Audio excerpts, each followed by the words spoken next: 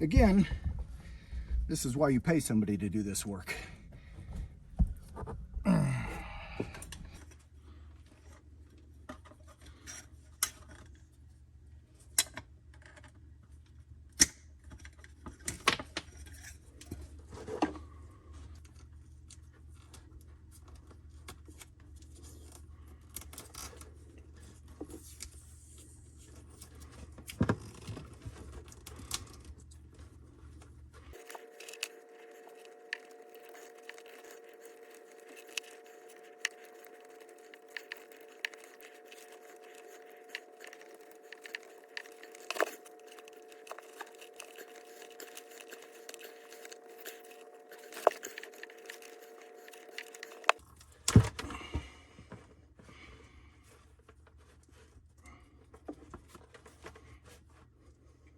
Not perfect, but pretty freaking good. Get to pulling.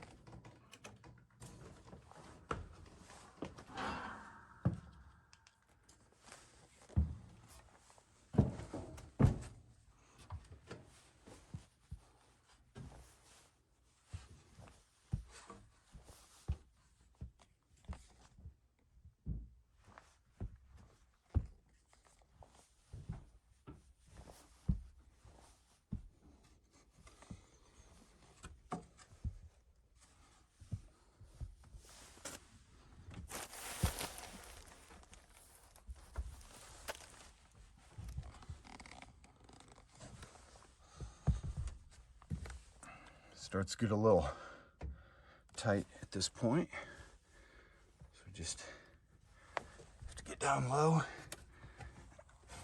Oh, there we go. All right, and now I'm just gonna kneel and hand and walk across this. I'll see if you can. Not a lot around here.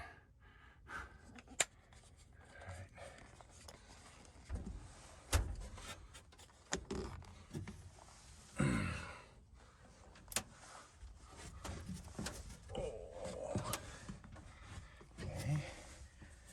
To the other side here, and I kind of feel like that might be the cable that I'm going to be looking for right there. So, seems to go right down there. I'll, if nothing else, just try to find it on the other side of that, but may not even come to that. Let's just see what happens when we get over there. So, I'm starting to try to stand back up, but I'm doing it too early. So it's resisting me. Get a handhold over here. And another. And then I can put my foot there.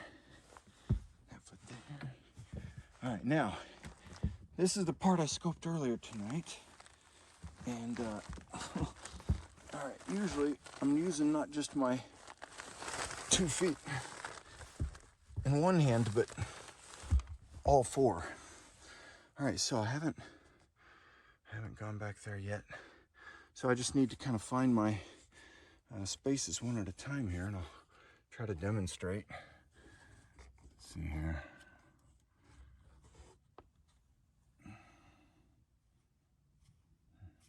Oh, that's lovely. Yeah, the top plate from the wall right there. That's great.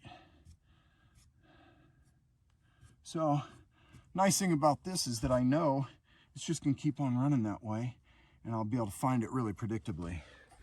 So, step there and put both feet in the one spot so I can find the next spot.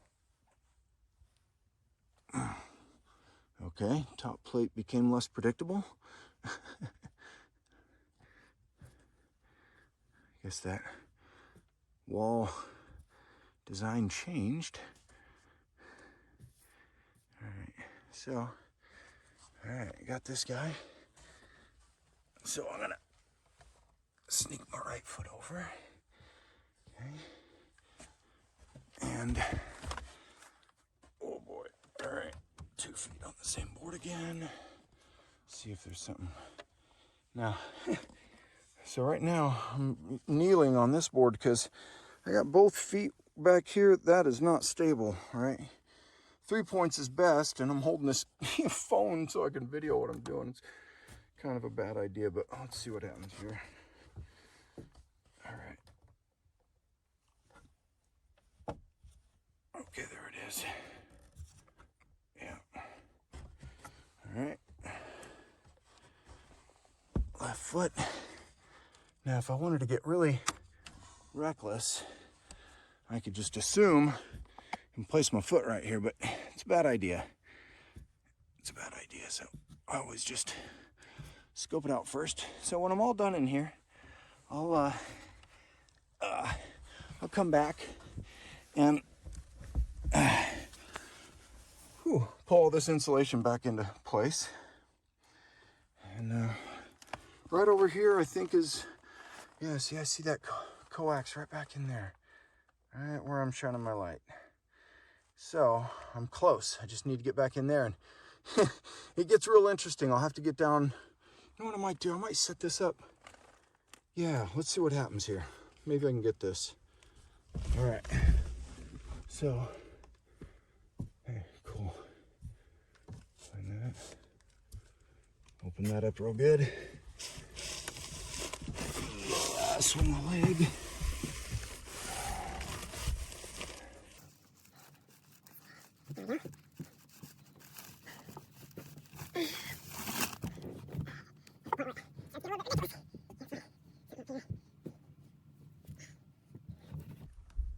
All right, so I see this coax cable right here, and it goes at least that far.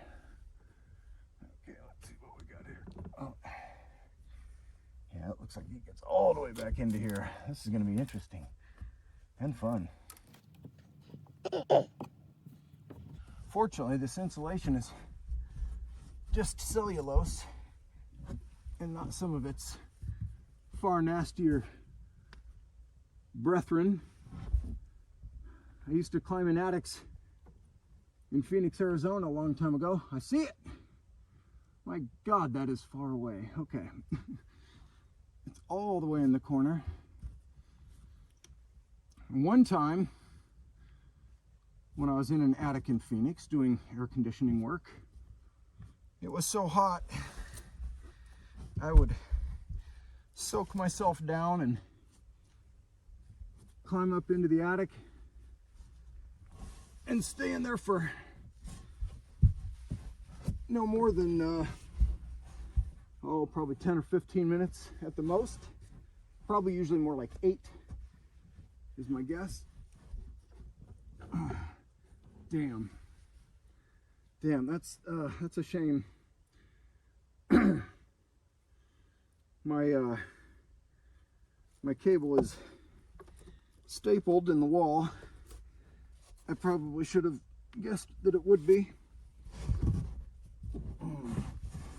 So I'll have to go to plan B. But it's funny, now that I've done this once, it'll actually be fairly quick and easy next time, because I just will remember exactly what it took to get in there.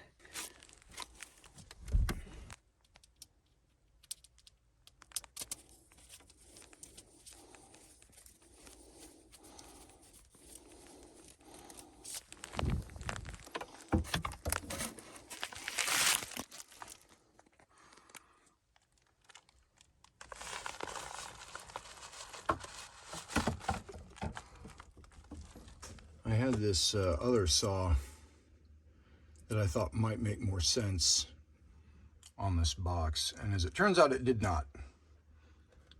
Used the old handy standard drywall saw,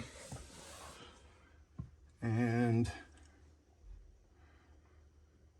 made a couple of slits up there. I should just be able to reach in and pull that out for the most part. Well, I basically reached in and pulled it out. I did kind of have to help it a little bit. But, yep, and I was able to pull that chunk out of there. All right, I'm preparing to head back again. And I'm going to time myself this time, see how long it takes me to get back there. All right, 1 minute, 41 seconds. Got me back here.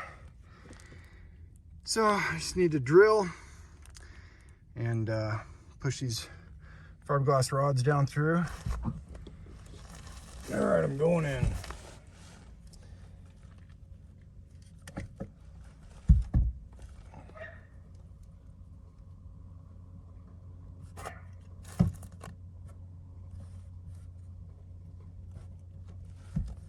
After a little housekeeping. Okay. I think that's good enough.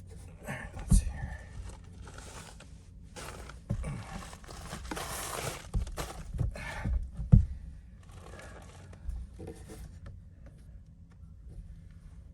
All right, let's see here. Ooh, that's gonna be a tight fit for sure. I need to drill to the right of the hole that the coax is going down, because the coax is going down right next to a stud to that side of it. So it's gonna be tight.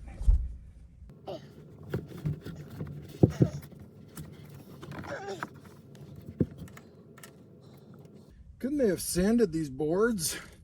That's a lot of opportunities for splinters, you know? Yeah. People just think about, you know, the people that are going to follow them up later. I wouldn't have to be so concerned with splinters, you know? All right, let's see here. Man, is this angle gonna even work at all?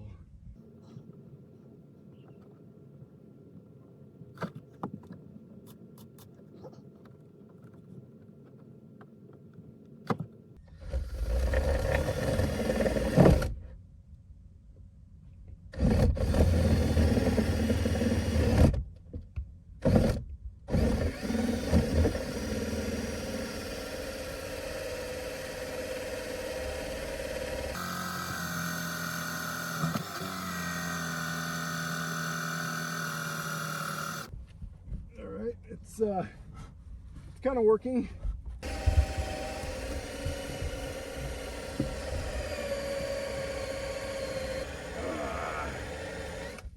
Oh man. All right, that's coming together a little bit.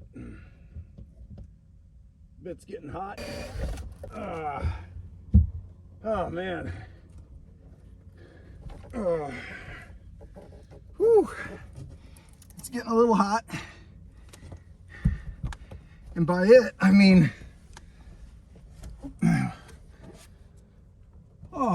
both the temperature in here and the drill bit itself. I'm gonna let it rest a little bit, hang out here for a minute and get back to it.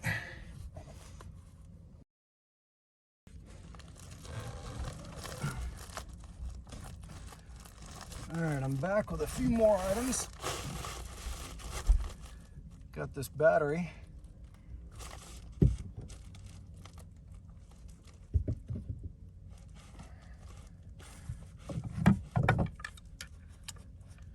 Got a couple of chisels.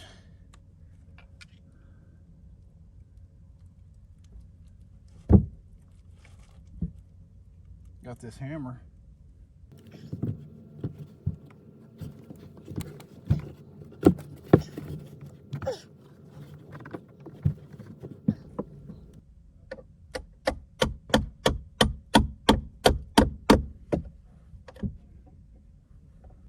I have 2 points of contact.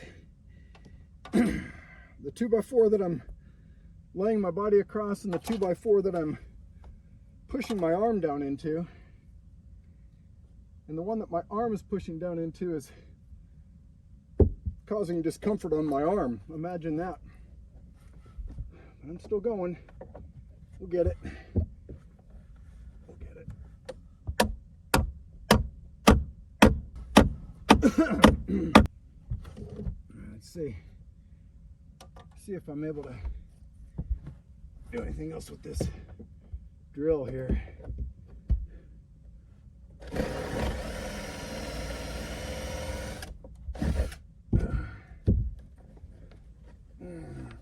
Oh man.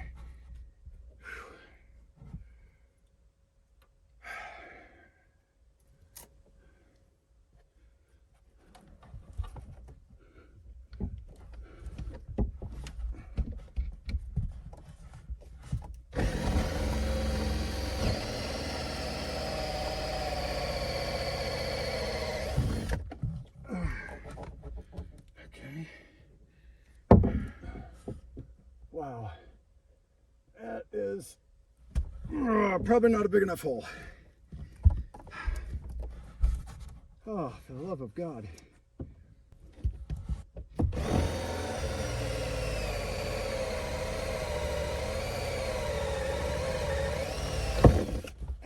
Okay.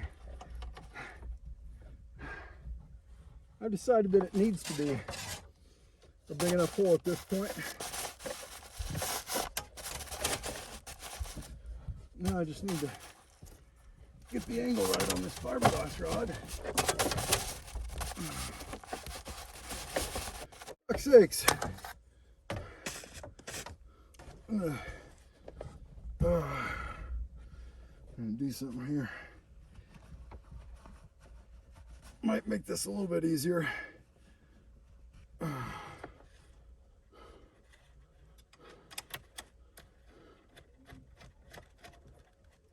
All right, there's a pointy tip. Oh my God, really? I mean, seriously, if I can fit my finger through it, how can I not put that through it? Yeah, there we go. Oh, yeah. All right, cool. All right. All right, so I measured ahead of time, and about a foot past this union here, I should be reaching the box. So I'll put that down in there and then go. All right, I might be to the floor at this point. I'm gonna grab this drill, leave some of this other stuff up here, just in case I need to try to make that hole a little bit bigger. Hope I don't. I'd probably be willing to go from 4 strands to 3 strands instead of trying to make that hole any bigger at this point, if that made the difference. All right, so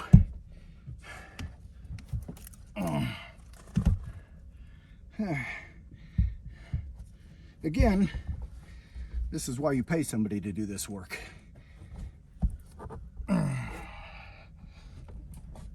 Here's the pole right back. That fiberglass pole in the upper corner there.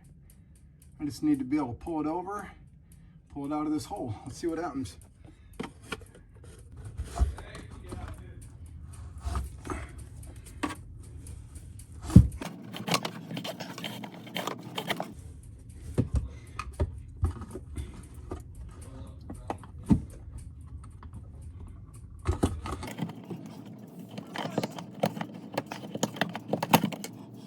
It's hard to tell if it's moving, so I'm gonna mark it, see if that goes up.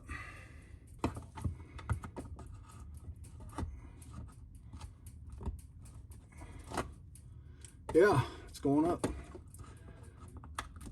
or at least it did that time and the next time. So yeah, I think we're getting somewhere here.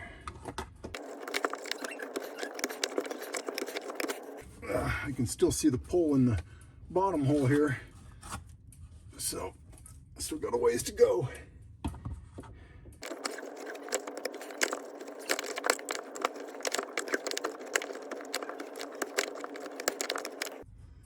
Okay, I'm seeing silver here.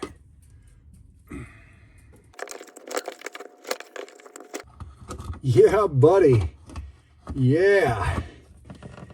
Yeah, that just makes my day right there.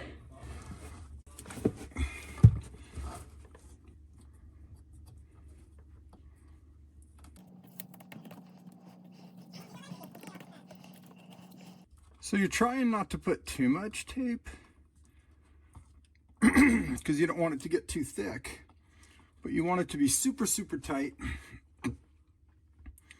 so that when this hits up above, it doesn't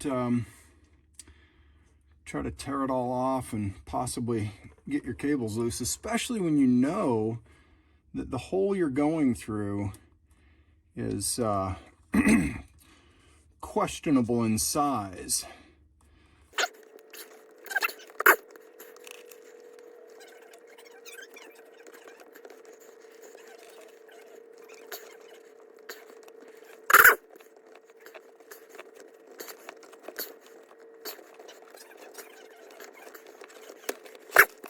All right, I think the hole will be big enough. It might be a little tight, but I think it's gonna work. All right, Logan, you ready? All right, I'm gonna start pulling. Yep. Hang on, apparently I gotta get a better position.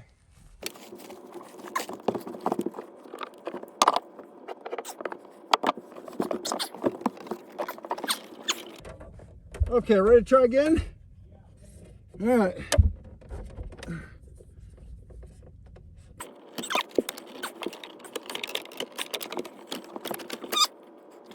You can't see if it's hanging up on anything, can you?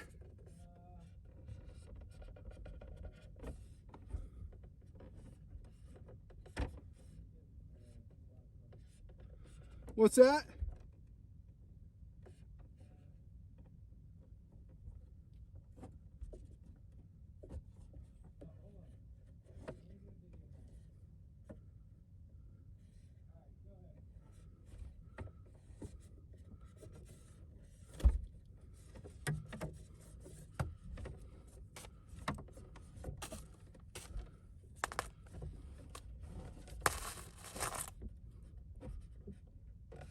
Ah, yeah.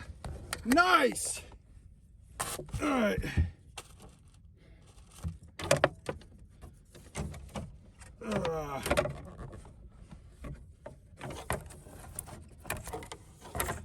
Heck yeah.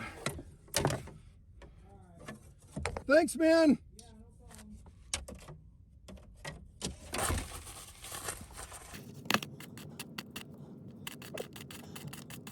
All right.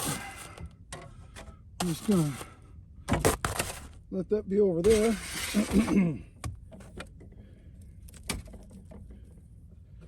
So,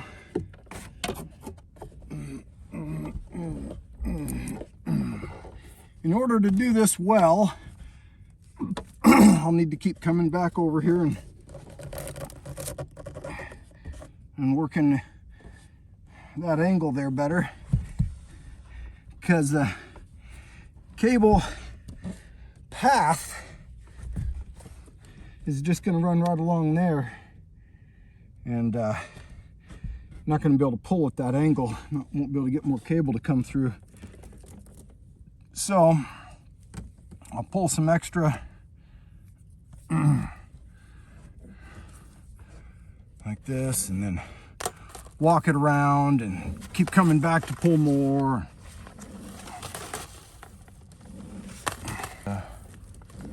See if that's gonna work or not.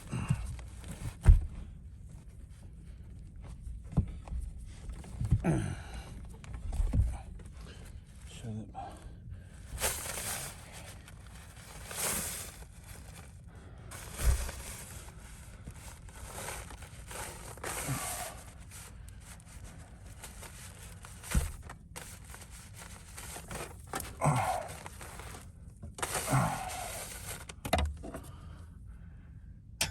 And here's why I leave one of the fiberglass rods attached.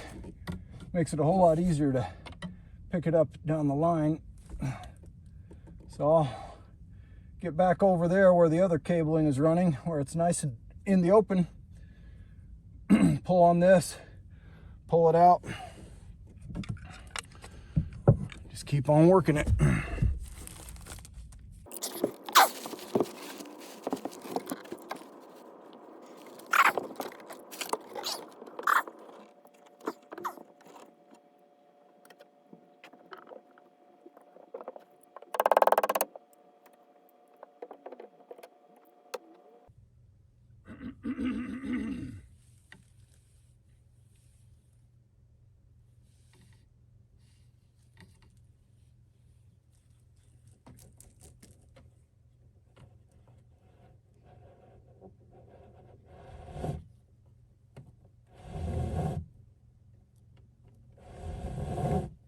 Alright, it looks like I'm going to be able to pull from here, which is a really, really nice advantage.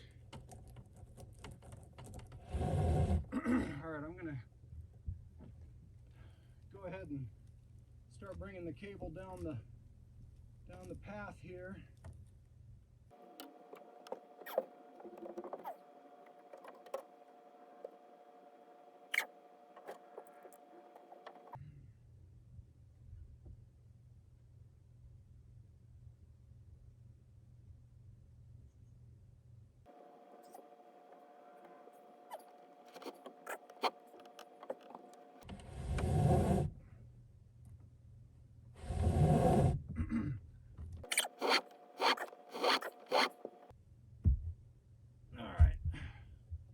Pulled out quite a bit extra.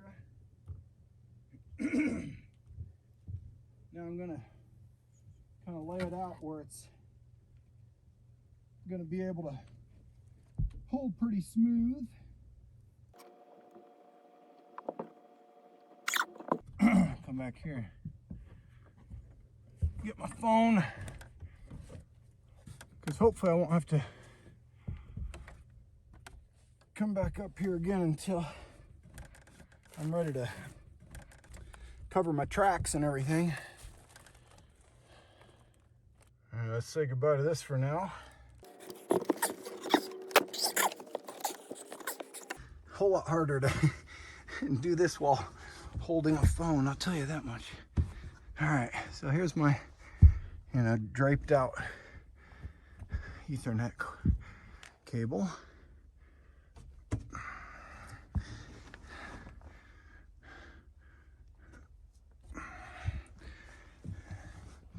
So it just comes right on over there. I'll just pull from the other end.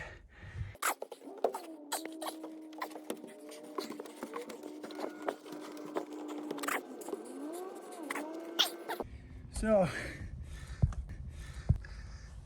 these cables are going to the front bedrooms. These are my new cables, and these I'm not even sure where they went. Somewhere important. So I just need to keep dragging this along, and so this path here is not great. I'm going to go around.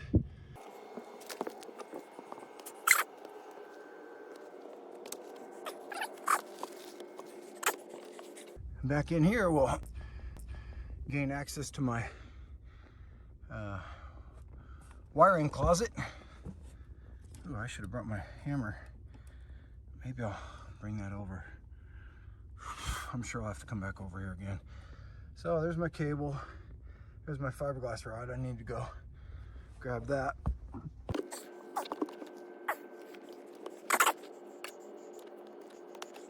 That's my fiber optic for the internet.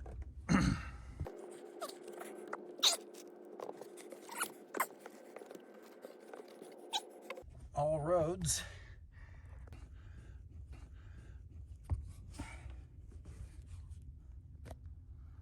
seem to lead to here. I think I should be able to get the rest of this cable through that hole. Let's find out.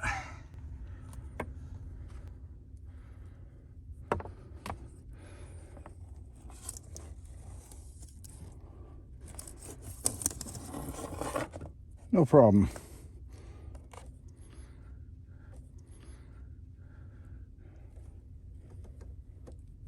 Yeah.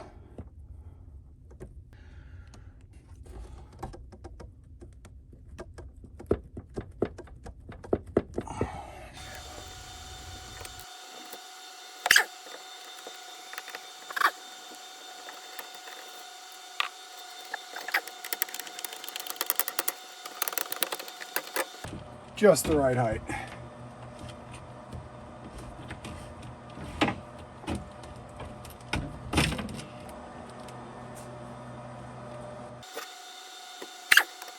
Yeah, I nicked that. I'm not really concerned about it. If I think that any of that wire is not good, I just, you know, don't use it. No big deal.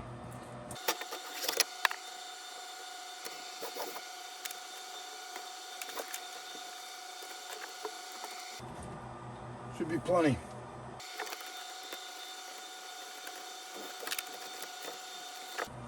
Realistically, this is all the cabling I should probably need in this home.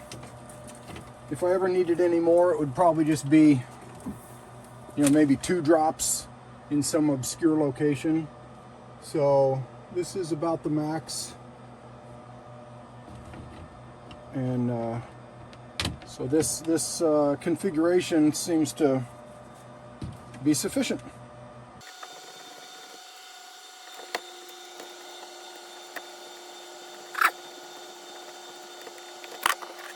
You know, gimpy.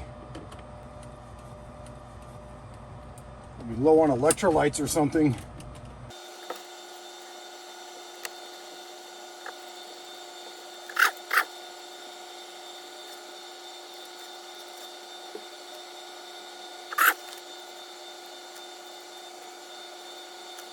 I'm not actually gonna try to make it 100% perfect and gorgeous, but I am gonna at least make some effort to kind of keep it in order. I got some more Velcro I'll put on that.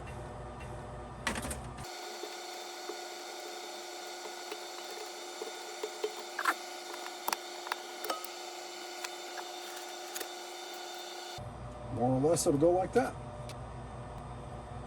So new drops will be 17, 18, 19, and 20.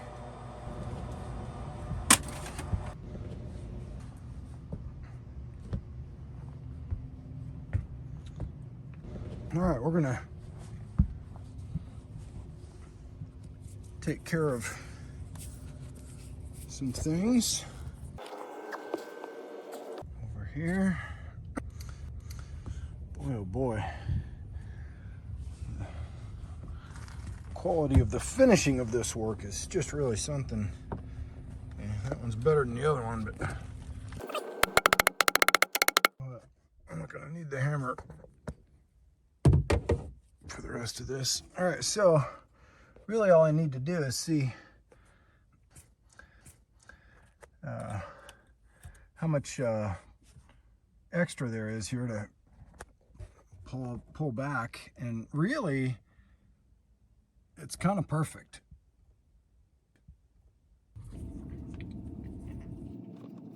Kind of looks like a 4. Since I'm not using the letter B and I have no 9s, that'll be close enough to a 6. There's an 8. Process of illumination. There's 12. Just gonna give a little tug. Might be a little bit to come through. Might be too much.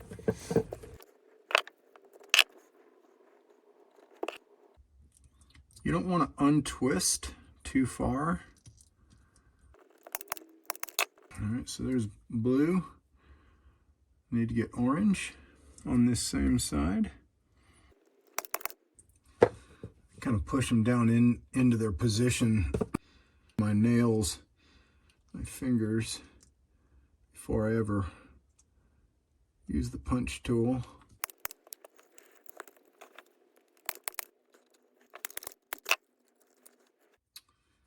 All right, there's one of them. 3 more to go.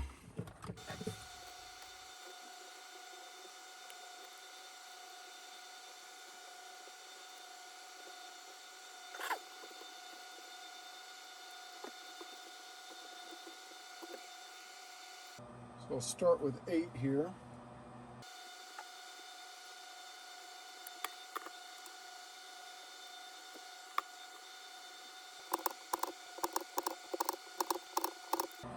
And this is 12. So 8 is 17, 12 is 18. Very important that you get the blade on the proper side here. If I went like that, that would be a problem. All right, there's 17 and 18 in place. 17, 18, 19, and 20.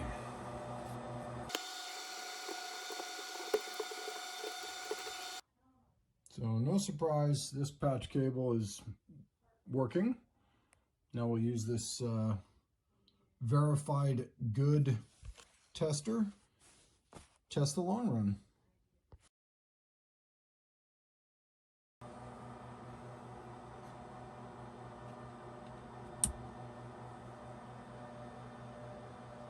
Okay, still says open, so that's not it. Uh-oh. Which wire? Oh boy. They're all kinds of jacked up. So here's what really happened. Standard Ethernet pinout is like this. The 1 and the 2 wires are a twisted pair. The 3 and the 6 wires are also a twisted pair. The other 2 pairs are 4 with 5 and 7 with 8. 1 and 2 are positive and negative for either send or receive of data. 3 and 6 are positive and negative for whichever the first pair was not, send or receive. Did I just screw up at the wall jack?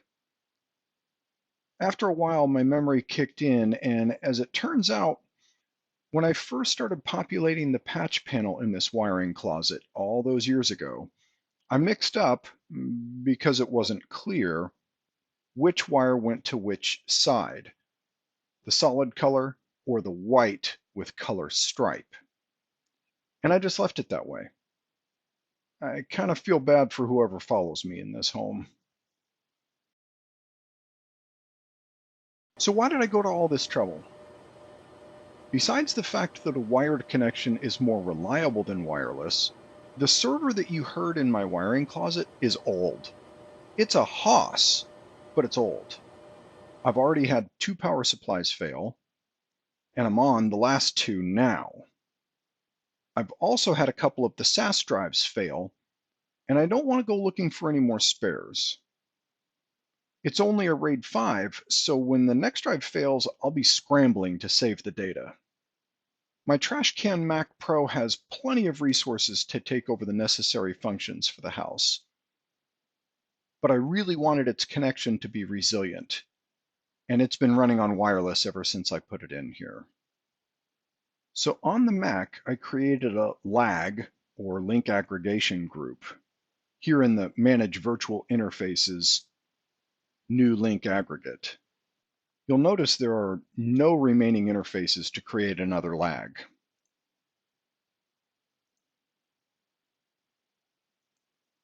That's because they're both here in this existing, cleverly named LAG, or link aggregation group. I've also created a virtual LAN interface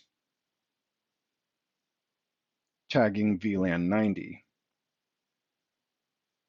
And its parent interface is the LAG. This is a critical component of running a proper server. Indirectly, this allows me to tie different services to different VLANs, or subnets, as it were.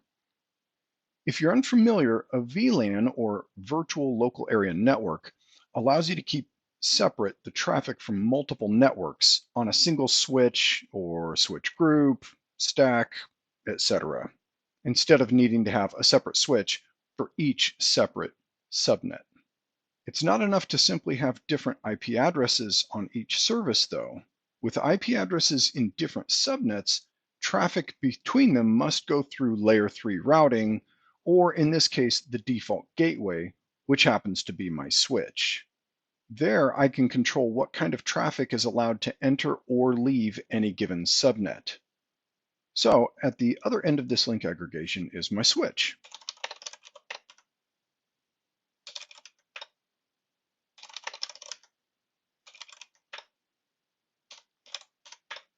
You'll notice I've created a description of Cyclone on both interfaces gig 0/21, gig 0/22.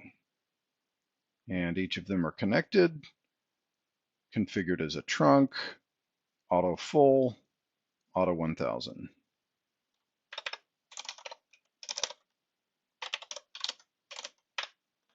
And here you can see that my Ether channel group 4 is a layer 2 that is up.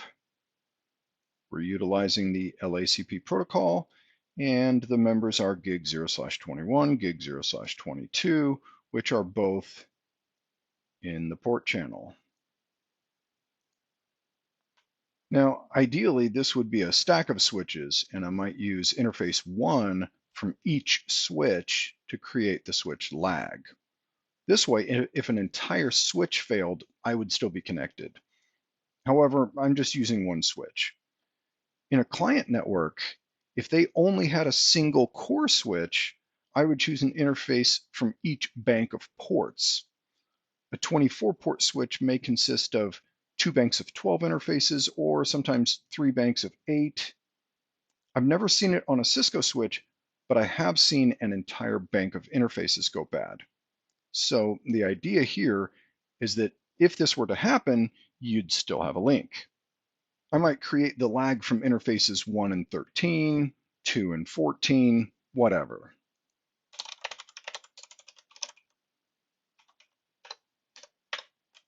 Yes, when working with Cisco CLI, you will learn to use port channel and Ether channel synonymously. And here we can see several MAC addresses coming from my Mac, one of which is in VLAN 90. I've already begun to test a Docker Plex server on the Mac, and it does well. Now I just need to move each of my other servers to it, then get a bunch of newer storage so I can migrate completely away from that old server. Now I know how people love to see others' misery. Hopefully seeing me in my attic made you feel better about your own life, or you found some interest in why I was willing to subject myself to that. Anyway, stay tuned for the next video, which will certainly be about something completely different.